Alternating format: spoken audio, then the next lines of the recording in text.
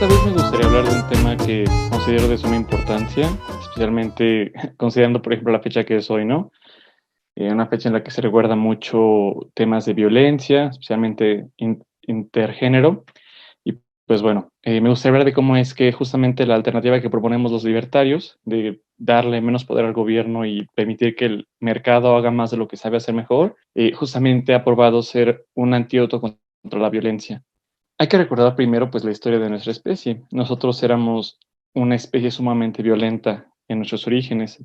De hecho, se estima que de los hombres primitivos, de comunidades de cazadores-recolectores, comunidades nómadas, una tercera parte de las personas de esas comunidades moría a causa de la guerra, de batallas intertribales, de redadas, que era la forma más común de conflicto, puesto que los hombres primitivos se dieron cuenta de que era mejor atacar primero, o sea, redadas en la noche, por ejemplo, a tu enemigo mientras no se lo esperaba, que esperar a que un combate de frente se llevara a cabo, ¿no? Entonces, ese tipo de... La violencia era más común antes.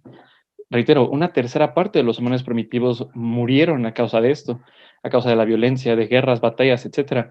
Si extrapoláramos ese número al día de hoy, imagínate qué sería que en el mundo moderno una tercera parte de las personas murieran a causa de la violencia. Es un número inimaginable. Somos casi 8.000 millones de personas en el mundo. Una tercera parte de eso son más o menos como 2.7 mil millones de personas. Imagínate toda esa cantidad de muertes a causa de violencia. Es un número incomprensible. Entonces, algo que empezó a lograr que los humanos nos volviéramos más pacíficos fue un proceso de autodomesticación. Ahorita explico cómo funciona este principio de autodomesticación. Primero hay que considerar que fue el intercambio lo que hizo a la autodomesticación algo posible. Reitero, antes era común que te pelearas con cualquier persona de otra tribu, ¿no? Especialmente por recursos, por acceso al sexo, acceso a personas del sexo opuesto, etcétera. Y como siempre, pues eran los hombres las partes más violentas, ¿no? Esto cambió cuando, gracias al intercambio, al darte cuenta de que incluso entre comunidades, de acuerdo con la evidencia que Matt Ridley relata en su libro The Rational Optimist, el optimista racional, el intercambio se empezó a producir incluso desde antes de la agricultura. Obviamente era un intercambio muy rudimentario, pero las formas de intercambio que poco a poco empezaron a resultar en que las personas se empezaron a especializar en una sola labor, volverse buenas en esta labor y a su vez cambiar los frutos de su labor. Reitero, esta evidencia se ve desde cazadores recolectores. Esto permitió que para las personas empezara a ser más fructífero el tener a alguien como aliado comercial que como enemigo mortal. Como dice Steven Pinker, se empezaron a dar cuenta los humanos primitivos que valía más un socio comercial que un enemigo muerto. Hay evidencia incluso de tiempos presentes que mientras más integración con el mercado tienes, más justo, más social y más moral eres. En el juego del ultimátum, que es este juego en el que hay dos participantes, participante A y participante B. A participante A se le da un botín de X cantidad de dinero, vamos a poner $10, ¿no? Esta persona tiene la opción de repartir este botín con el jugador B, pero si el jugador B al jugador B no le gusta la cantidad que le ofrecen, él puede rechazar esta oferta y si el jugador B rechaza, no hay intercambio. Y entonces nadie se lleva nada. Normalmente, para que un jugador B no se ofenda y no rechace la oferta tiene que ser al menos de 30% del botín para que el jugador B empiece a aceptarlo, ¿no? Esto no es así en tribus más aisladas, en tribus que todavía dependen que no están tan integradas con el mercado. Como sabes, por ejemplo, hay tribus en África, todavía en tiempos modernos, hay tribus de cazadores-recolectores en algunas partes del mundo, te digo, especialmente África y partes de Sudamérica. Entonces, en esos lugares donde no hay tanta integración con el mercado, el jugador B tiende a aceptar ofertas muy bajas porque es común esperar hostilidad y falta de cooperación de parte de las personas con las que tú vives, en lugares donde no hay integración de mercado, donde la gente no tiene un mercado desarrollado para intercambiar los frutos de su trabajo y volverse más próspera. Entonces, lo que se encontraron con los experimentos, por ejemplo, de un antropólogo que se llama Joseph Heinrich, es que mientras más integración en el mercado hay, las tribus se vuelven más dadivosas en el juego del ultimátum. Entonces, más o menos, esto nos da una idea de que incluso en tiempo presente, más la presencia de un mercado que te obliga a cooperar con los demás, porque reiteramos, el mercado, como le hemos dicho siempre, no te vuelves próspero robando, extorsionando, te vuelves próspero proporcionando servicios de valor. Y quien más próspero se vuelve es aquel cuyos bienes o servicios se venden más. Y como hemos dicho también varias veces, los bienes o servicios que se venden más son, por lógica, meramente como un ejercicio de lógica, se pueden entender como aquellos que producen mayor bienestar en las personas. Una persona no va, si una persona compra A en lugar de B, está declarando, está exhibiendo con sus elecciones que A le satisface más que B. Entonces, bueno, reiteramos ese punto porque ese punto es importante. Retomando la idea principal de cómo es que el intercambio nos vuelve más sociales, más dóciles, y el principio que les decía de la autodomesticación, se supone que de acuerdo con antropólogos como Michael Tomasello, el ser humano llevó a cabo un proceso de domesticación precisamente, como sugieren otros antropólogos, resultado de los frutos de la cooperación. Reitero, se empezaron a dar cuenta los humanos primitivos de que era más fructífero tener socios comerciales. Este proceso de autodomesticación se lleva a cabo al aislar de tu comunidad o incluso matar a las personas que no cooperaban. Aisladas en el sentido como las personas que tú conoces hoy día que no tienen muchos amigos, ese tipo de aislamiento, porque al no permitírseles integrarse con la comunidad, esas personas no tenían forma de conseguir una pareja y reproducirse. Así sacabas de la piscina de genes los genes de aquellas personas que no estaban dispuestas a cooperar. Y pues definitivamente la forma más efectiva de eliminar de la piscina de genes esos genes egoístas era pues lo que hicieron muchas de estas personas, estas tribus de antes, agruparse y matar a los humanos que eran más agresivos, más y menos dispuestos a cooperar, más antisociales.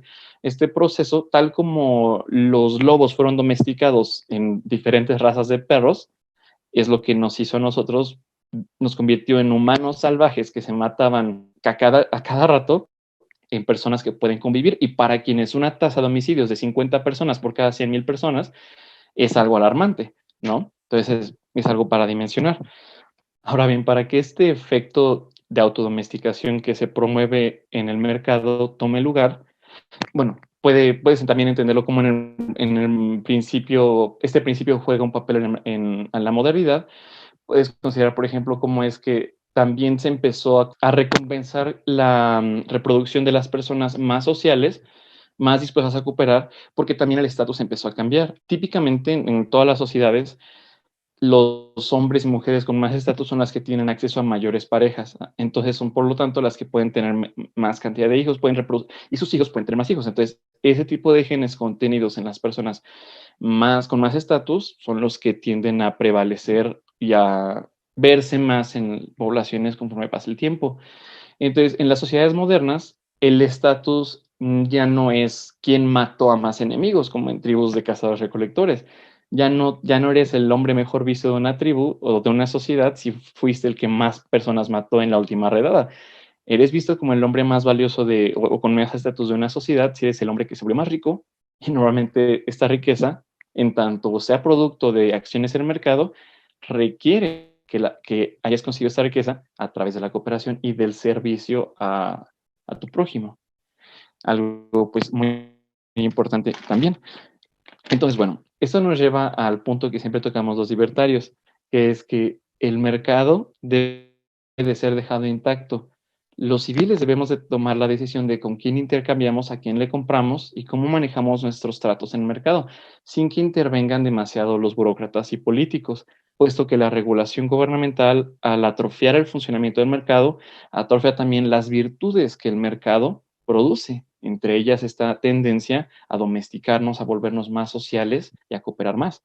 Entonces, como también les conté en un video, creo que fue el primer video que hice en esta serie, estamos tan programados para cooperar que, de acuerdo con experimentos de Paul J. Sack, el neurotransmisor oxitocina es una de las moléculas que nuestro cerebro secreta con frecuencia, precisamente nos ayuda a procurar relaciones.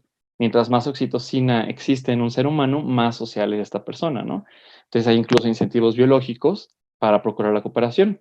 Entonces, es lo importante. La oxitocina, de hecho, se siente bien. Es un neurotransmisor que produce sentimientos pues, de calidez, de agrado, básicamente. Entonces, bueno, tenemos obviamente que hacer mucho énfasis en el papel legítimo y correcto del Estado, el único papel que debe de ocuparse por parte del Estado, que es aquel de procurar la vida, libertad de propiedad de las demás personas, el de mantener el funcionamiento del mercado, mera y simplemente lidiando con las personas antisociales.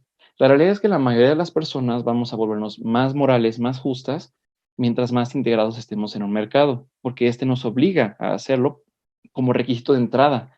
El resto de personas, más o menos 1.5%, 1% más o menos de la población que tiene tendencias psicópatas, que no importa qué tanto quieras que esta persona se integre en el mercado, no lo va a hacer y no va a querer, ese resto de las personas que siempre van a buscar cómo afectar a los demás, cómo herir, cómo matar, cómo secuestrar, etcétera, cómo obtener su sustento a través de las fechorías, lidiar con esa mínima proporción de la población es la única tarea del Estado, el procurar nuestra vida, libertad y propiedad privada, pues, como hemos dicho varias veces, repitiendo, refraseando lo que decía Milton Friedman, proporcionando un ejército que nos ayude a evitar ofensas o agresiones de otras naciones, proporcionando también policía que permita que se persiga a quienes agreden física letalmente a otras personas y proporcionando un sistema de cortes que permita que los contratos que se llevan a cabo entre particulares se cumplan de forma efectiva.